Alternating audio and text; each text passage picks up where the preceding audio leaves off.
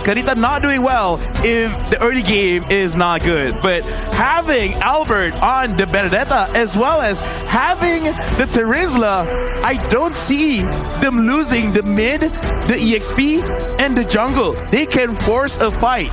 They can really force a fight, especially against the Sicilian. They can just keep going. I think the only real thing is you have to watch out for mana. But that aside, they can just keep going. This is... wow. They answered the glue here by going... you know, on and on, fight forever. Well, Glue doesn't really do well moving backwards. It's always a very oppressive hero, provided that he is actually aggressing. So maybe RRQ just plan to fight fire with fire and bring the aggression to occupy zones instead. Could this be the answer to the glue? Well, very surprising. We're about to find out because going into this first game, let's introduce again both teams from Jakarta, RRQ Hoshi going up against Occupied Thrones from MENA. It's an Egyptian and Saudi Arabian squad, and all eyes are on Maro. I promise you, the game changer here, especially come the mid to the late game, are those perfect hooks. It's gotta come from Maro. He's on that skin as well, so it's a very... some people say it gives you a buff almost. You get better when you use this skin. We'll have to see if that is the case for this particular game. He is looking for early advantage here. Oh! In the early game, the Franco is just so dangerous. Vin trying to halve HP, but they're trying to trade it back. And for now, this is going to be the same pattern. Keep on doing that and he will prove your point. When you use the skin, you get better. Now RRQ Hoshi, sure, they get poked a little bit, but I kind of feel like Fury and Maro, they took a little bit more. Right now, RRQ, they got to look at which part of the map do they really want to control. Same thing with Occupied Thrones, because looking at the map right now, it looks like Terizla is winning against the Glue. I'm not familiar with this matchup, so I can't really say for sure which one will have the better laning phase. Yeah, this could be the precedent. We could figure out if really that Terizla is the answer, or at least this kind of lineup and this approach could be it. We're about 40 seconds away from the first turtle, and there's a lot of pressure on gold lane. RRQ Hoshi given God of hell.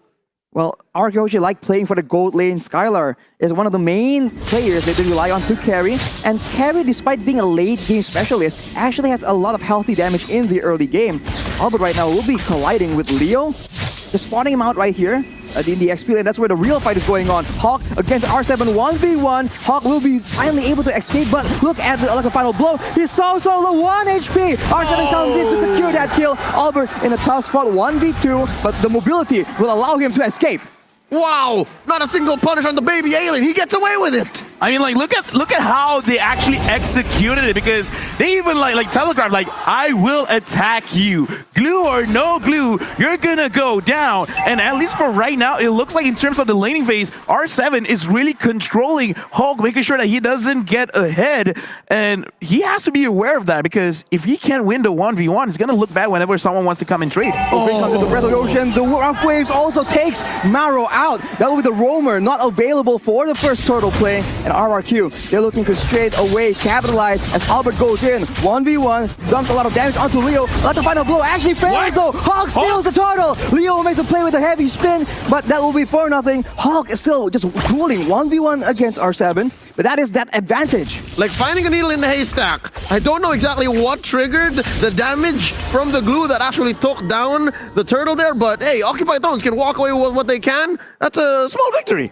I kind of think like it might have been the slam, but either way, that we did not see that coming. And right now, Vin catches Maro, but looks like it is not that big of a problem just yet. Oh, the Bloody Hunt being used now. Vin being very low, taken out by Fury 77. Leo trying and get some more, and it's just these small pickoffs, the roamers. It looks like Occupied Thrones, they're not afraid to actually get fights here and there. And RRQ Hoshi, they're reading it. Gado almost got 1v1 by Skylar. Skylar feeling very confident up here. And Albert, he's putting so much pressure all across the map. It's like every single time the camera pans, Albert's there. He is playing the Demon Slayer Benedetta, but look at Skylar right here. 1v2, heavy spin actually does not land onto him, but look at the Iron Wolf cancel as well. What is going on? Skylar very low. He'll finally get taken out as we see Vin trying his best to try and equalize. It won't be available though, and That is one strike back from Occupy Thrones. Maybe 2 or 3 seconds too late. Vin came to the rescue. Skylar's flicker was on cooldown. And the main difference between Albert and Leo is the fact that Albert is more That shocked me. proactive. And folks, what you're hearing right now is a cheer within the stadium. It's a drum. I thought something Yeah. fell. It's like boom, and it's like boom, boom, boom, boom, boom. It's like okay. Are they dropping it over and over again? I love it, but that was a very interesting interaction between the Franco Iron Hook as well as the Hurricane Nance. Like he pulled it back in and then pushing it away again. I gotta feel like it's something that they have to put into consideration whenever they continue an attack. But the potential for it is huge, right? Like, that's massive displacement. Massive displacement, that's for sure. And now RRQ just circling around this turtle. They're looking for a way to maybe capitalize on a fight at the same time. Vin already still very exposed though. And as a that is going to be the secure being taken by Leo. But look at that. They are actually going to R7 as well. They're looking for more advantages as Vin is also stuck in the turtle pit. They'll finally get taken out by Hulk. Actually, finally, that will be it. That is a disaster for RRQ. They lose 2 members and the turtle as well. Hulk smash! Dude, like right now, Occupy Thrones is actually getting a lot of work done because 100% turtle secure. Used by Maro. Skylar forced to flicker out. Finally, he is actually able to survive. That is a dangerous situation. The ultimate sniper cooldown! What's going on here, Leo? Oh man, What's going on? they're almost 2K ahead and they're taking control of the lower part of the map. I don't know if R7 is enough to stop this. Oh, he goes all in. He finally takes out Fury 77, and Hulk tries his best to try and turn it back. He is just way too low, though. That's how the damage is insane. But on the other side, the rough ways from Vin will be able to take out Maro as well. Oh, this is a scrappy matchup. We were just saying how Occupy Thrones was in control, and just as quickly RRQ Hoshi goes, nuh-uh, no, wait. Hey, now this is a game, right? Fights on fights on fights. Yeah. This is Arashi's home, guys. Like, I like violence. Don't you like violence, Arashi? Early game tempo, man. This is the exciting gameplay we've all been waiting for. Answer the question. Do you like violence? I love it, man. Looking at the items, is there enough here for Occupy Thrones or even RRQ Hoshi to have violence on demand? Right now, I'm looking at Violence on Turizla. demand. I'm looking at Turizla. He's being very, very aggressive because he has the Fury Hammer as well as the Flawless Axe. So it's like, yeah, screw defense. We'll build that later. I want damage right now. I want to make sure that I can get advantage on his glue. I will heal by hurting others. Yeah. Vin goes in. He's forced to use the rough waves, though. He's stuck in a tough situation, alone all the way on the side. That will be a kill for Occupy Thrones as RRQ. They go for a bit of a weird fight as the turtle is actually spawning.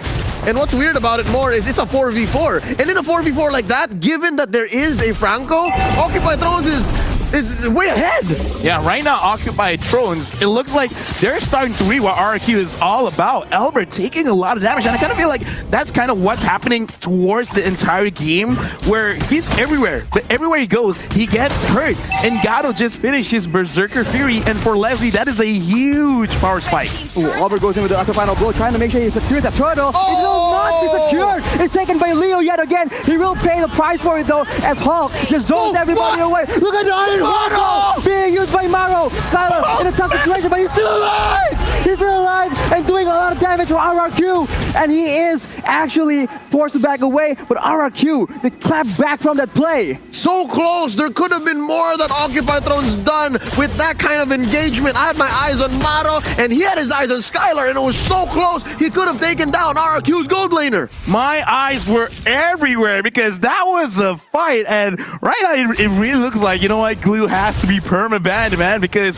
we're gonna look back at the instant replay to really understand what happened just now, where the fight around mid, Leo again, right now 100%, turtle secure rate for Occupy Thrones. Hulk really goes to the backline, making sure that not enough damage is there. But Fury 77, he was left alone. So it looks like both teams have the same idea. Go to the backline. Right now, Hulk is getting attacked. He is pressed down, but he is able to escape. But Albert is making chase. Unfortunately, the regeneration is way too much. And RRQ, once again, trying to establish a foothold in this game. Given what's happening here in this about 8-minute, 30-second game, this is very characteristic of Occupy Thrones. It's not clear that they're winning, but the fact that Leo is sacrificing himself himself for the major objective. What? He's making a difference. That is a pickoff, but R7 now is the next target. He's trying to stand his ground. Oh! Play, but no, it won't be enough. As Vin now is the one caught in a tough situation. Skylar tries to just deal a lot of damage. As Lemon makes a play, but the hook lands onto him. It won't amount to anything as Leo finally gets taken out. But the shutdown for Fury 77. Arashi, the violence, the carnage. Look at all the bodies underneath tier 1 in mid. And Occupy Throne stands tall. Yo, Leo, we gotta look for their coach, man. What happened between then and now? Like, all of a sudden, they just, like, woke up. It's like, we're ready for RRQ Hoshi because that fight, it wasn't clean. But that's the kind of fight I like to see. Fury 77 actually kiting things up. Let's go to Albert.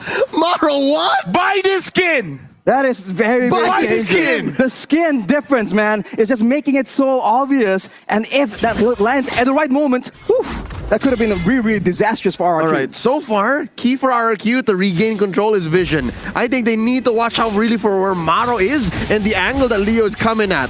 These little base by Vin. Oh, Iron Hook again! Suppression is being used as well as Vin will be taken out without being able to use any of his spells. And RRQ has forced to back away from this Lord.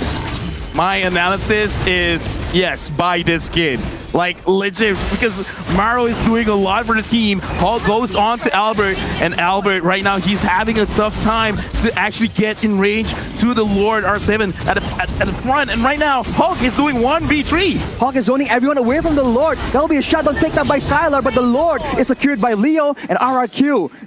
They are powerless to change the outcome of the fight. Look at the hook again! What? R7 alone! Fury pops the ultimate as well. And now, you can see Albert goes in to try and help out, do something more as Leo follows up. Vin, late to the party yet again. It won't be enough as Leo. This is taken very, very low. But look at the dawning light. Finally, trading back a kill for RRQ. It's scrappy, it's dirty, but boy, oh boy, does Occupy Thrones appreciate this kind of gameplay. They're 2K ahead. I'd say this Lord was worth it despite the trades. And look at this. I think this is where they need to be. This is where they want to be. They have Gado safe, far away from trouble. Right now, looking at the players' goal, Fury 77 as well as Lemon. 1,000 gold difference between both mid laners. So right now, Lemon has to find a way to get a little bit more gold onto his hand so that he has extra damage going on to the side of Occupy. Because again, the Dawning Light secured a kill. Perfect. Amazing. But right now, they need a little bit more DPS because Skylar can deal the damage. But every single time he goes in front, he has to be careful because with Maro hitting all these hooks, that's amazing. Being used by Occupy Thrones, though, looking for an opportunity. Albert goes in to clear the Lord, but look at the side lanes. Leo, already pushing Vin away. He's suppressed as well. That's all the damage. But look at the combo traded back. Maro gets taken out. Both warmers down as Skylar jumps in forward aggressively. Albert as well chucked down. And look at the HP. 1 for Leo. One, Grandma! One! But look at down bottom. All was worth it because Hulk was pushing away at tier 2. No. Albert, baby alien! No. Baby alien! He's going to be covered by R7. That is a very, very close situation. But Albert makes it out alive. All right, so one thing is clear. Once Occupy Thrones sees Vin, they are not pulling any punches. I think that's one big problem that a Kadita Rome has. This is what I want to see, confidence and trusting your shot caller. Like whoever's in front is like, yeah, let's go for this target. Right or wrong, as long as you act on it, you will get results. Make it right. Make it right. I like what they're doing right now. They're not being scared. They're not trying to run away. They're trying to fight back. And now with a 2.4k gold lead, and it looks like Gato as well as Fury 77, they're doing a lot of damage. Skylar, because he flickered to the front trying to get the kills, it shows desperation. He still has to be careful, but this does show that RQ, they're feeling the heat from Occupy Thrones. Occupy are the ones going for the purple buff right now. Leo with the heavy spin as well. R7 is forced to flicker out. Skylar chunk very low as Hawk goes in, but look at the Hawk again! That is a huge play from Maro. Hawk escapes with his life in the midst of that situation. No one is taken out just yet. Oh wow, they're scrambling each other. They're scrambling each other. You see the composure of RRQ Hoshi here. That could have been lethal. And again, they are down maybe one major core item, but they knew that this was not the fight to take. And I think Occupy Thrones also just had to think twice, like, no, don't. I just like that right now, Occupy Thrones, they're really running very, very fast because in that previous fight, they were able to dodge the Dawning Light. And now, Occupy Thrones, they're starting the Lord. RQ, how will you respond? Vin gets spotted by the snipe. Maro makes the play, but it doesn't land. That's a flicker down for the Franco as RRQ. Look at that opportunity. They see an opportunity to just capitalize as Hawk goes in alone. He gets bursted down though. That is not good at all. No front line for the side of Occupy Throne as RRQ pushes them away. Maro and Leo tries to get a pickoff, tries to get something. The steal, can it happen yet again? It won't be available. But look at that. That is a mega kill picked up by Fury77, but Skylar will be picking up a kill as well. The fight is not over, and OT, they're trying their best, but the one securing the Lord is going to be Skylar. It's still a 2-4-3, but that was a bloody endeavor from both teams. They served them all up to the GOAT. Lemon just had them all set up, lined up, and the swing. Oh my lord. RRQ Hoshi now back in control, scoring that Lord. That's a Luminous Lord. Yeah, right now, Skylar is putting on his big boy pants because look at the items. Right now, it's very scary. Demon Heart Sword, Scorching Scythe, Golden Staff, as well as the Endless Battle. He has a lot of heal. He has a lot of true damage. So Hulk, he has to be careful of that because he went in alone. That's not the best thing that you can do. Someone is not listening to the shot call because that was not coordinated well. Yep. So also, something to point out, he's not picking up the usual Windtalker because again, Leslie is not one. Skylar gets hooked out, but it won't be his death. R7 comes in to zone everyone away, and RRQ stabilized. They have a lot of damage done on the top turret. Maro is lethal right now. That is dangerous. Watch out. Still could be a game changer despite RRQ being ahead. But I was saying, Wind of Nature. Skylar's not building one because Leslie is not a marksman you build the Wind of Nature against. Yeah, true damage, man, not physical damage. And right now, RRQ, with just one Lord, they've already turned things around. 500 gold lead ahead. It is not big, but considering they've been on a deficit for like 2,000, 3,000, 4,000, this is huge. This is great. But again, looking at how Maro is playing this Franco, he could really change things around if he could get Albert, Lemon. I don't think he's going to get Skylar, but if he does, then, dude, Occupy Thrones, they're going for it. Lemon right there with a Dawning Light is able to chunk Gado down to half HP. That is one spell on a very low cooldown. If they can do that again and again, they can almost get a guaranteed 4v5 in these big objective takes. Yeah, no, more likely they are. I mean, the time that Skylar and Albert bought for Lemon is going to pay dividends. Still, flicker onto Vin as well. That will be the unstoppable picked up by Fury77. The roamer battle here between Vin and Maro. Can I just say, LaFell, that was overkill? I kind of feel like they have some kind of vendetta with Vin and just Vin. Yeah. That was highly unnecessary. Where it's like, it was worth it. 3 ults? They want to send a message. Yeah. It's like, specifically you. Oh no, they're going to lose this inhibitor. Oh. That is the pressure being exerted by RRQ. And now, Occupy Thrones going for the purple buff will be able to secure it away. That's unfortunate for Albert. Oh, well, I mean, I was going to ask if that was worth it, but yeah, no ults were harmed in the stealing of that purple buff. So yeah, that was worth it. I mean, like, in this hook. I mean, like, okay, let's put into consideration, so like, yeah, you use a lot of ults, but if you're not going to fight in the next 30 seconds, why not? 40 seconds, it's fine. Because, again, you want to create some kind of psychological pressure, and R7 goes in! R7's very, very low right now, but look at the Dawning Light. Gado is half HP. The snipe does not land on the right person. Skylar being chunked out, but not nearly as badly as Gado was. You know what? The draft between RRQ and Occupy Thrones now in hindsight is so multi-layered, it's so deep, because there's so much these two teams can do on the near range, melee, long range, mid-range. Oh lord, this Lord fight! Gets hurt again! Maro making the plays happen for his team! That is a roamer from RRQ, unavailable to make any plays. It's still a 5v4, but RRQ are not backing away. Hawk is trying to zone everyone away, but it's not enough. Leo with the heavy spin, trying to make sure that he can get this Lord, but they're both getting low right now. That is a kill picked up by Gado, but he will be taken out as well. Skylar gets a shutdown, gets unstoppable as well, and that is the Lord secured by Leo though. Skylar is doing work, man. I mean, Leo, good job to you, man, securing the Lord, but still, is that gonna be enough? Because in the later stages of the game, it almost doesn't matter if your entire team gets wiped out. It's just 2. But the thing is, the 2 that got hit was the damage dealers. And right now, we're gonna look back at the replay because a lot of things happened. So let's break it down in this instant replay where the fight around the Lord. Look at Leo. He's taking a lot of damage from Skylar, and Skylar is really waiting for everyone to come to the front because he's like, I don't have to force this. Flickers in, goes on Fury, and this is the game changer. Skylar is baiting. Once he sees the bait has been took, He goes in front. He doesn't care. He flickers and he gets the kills. So it's an alley-oop. Again, like what happened with Lemon earlier on during RRQ's comeback. It's the same story with Skylar. But dare I say, in that moment, in that instant replay, my eyes were on the 6'5" Egyptian, the jungler from Occupy Thrones, Leo. He was on point. I could have sworn he used the Retribution earlier in the fight, but he had it, and he knew that they needed this. Was that... What kind of Lord was that? Oh, that was just a... Was it a Evolve Lord? Yeah, Luminous Lord. And look at Ghost Gaming, even he's like very hyped for this game. Of course! Yeah, Ghost is like, let's go! He's a one-man cheering squad. He's up against the whole kingdom of RRQ, but Maro I don't like here, his odds. all the hopes of Occupy Thrones are on Maro right now. He is the man that they rely on, and along with that, Leo with the Retribution, man. It's been so solid so far. So we're about a minute and a half until that next Lord. You think we're gonna get there? You think we're gonna have to wait for this, or is somebody gonna pull the trigger? I kind of feel like we have to, and this is a situation where Occupy Thrones, if they can set it up, then it's gonna be great because Maro's hooks has been so good. So if he can if he can hook someone around the Lord pit, they could create a very good situation because, in my personal opinion, don't focus on the Lord, focus on the kills, man. All right, so they turn on heroes.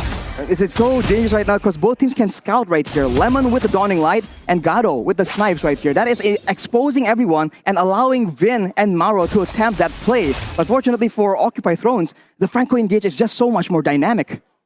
It's so good. Look at Albert. I think this is the one game changer. Leo has to always be with his team to make that play. And again, that's what I'm saying about Albert since about minute 3 or 4. The Benedetta is the proactive one. Yeah. The Akai has to answer back. The Akai, you can see his plan from a mile away. Yeah, right now, going back to the keys to victory RRQ, they need to use their experience, and they're using it well because they understand that with the draft coming in from Occupy Thrones, they have to sacrifice one lane. And what lane it is, Albert will go and attack it. And Skylar, he's been in so many fights in his life that he understands that because of the short range of the carry, you can't be too aggressive. But the moment he sees certain skills have been used, then I'm gonna go. If you catch me, but I will die and I will bring most of you with me. Yeah. And look, now they've started. RRQ Hoshi made the call. Ooh, I know that's not land right here, so RRQ they have a lot of options to play around with. Vin looking for a chance in the side, looking for a pick of potential. Leo is in position though to try and make this a very difficult contest. The Retribution battle has not been favoring RRQ, so Occupy Thrones are very happy to make the plays happen. The flicker is being used. Unfortunately, the hook does not land. That is massive for RRQ. You can see they move in a more aggressive manner. Pay attention to Vin. Look at him. He's trying to make sure he gets the right play at the right time. They see him though. Conceal is being used, but he's suppressed. He cannot make the play happen. That is him taken out of the equation. And now Occupy Thrones have the chance. Leo goes in, but the Immortal has been popped. But Skylar is doing way too much damage. Lemon takes him out, but the Lord is taken by Albert. Fortunately for RRQ, one man down from both these teams, but that is very, very valuable for RRQ right now. Lafel, you said it right. At the end of the day, whoever turned on heroes first and whoever makes that call will win the fights. And RRQ Hoshi, they did just that. They baited out the ults first, and then eventually, yeah, you can separate Skylar from us, but the call is still there. I actually like treating Vin there because he gave vision. He gave enough damage to Gado because if you look at his playstyle, if his HP is below 50%, he will not commit. And because Gado was not in like 2/3 of the fight just now around the turtle pit, around the Lord pit, RRQ Hoshi really took that advantage. Like, yeah, kill Leo, get the Lord, get Prophet, and right now, can they actually survive with RRQ here pushing with this evolved Lord?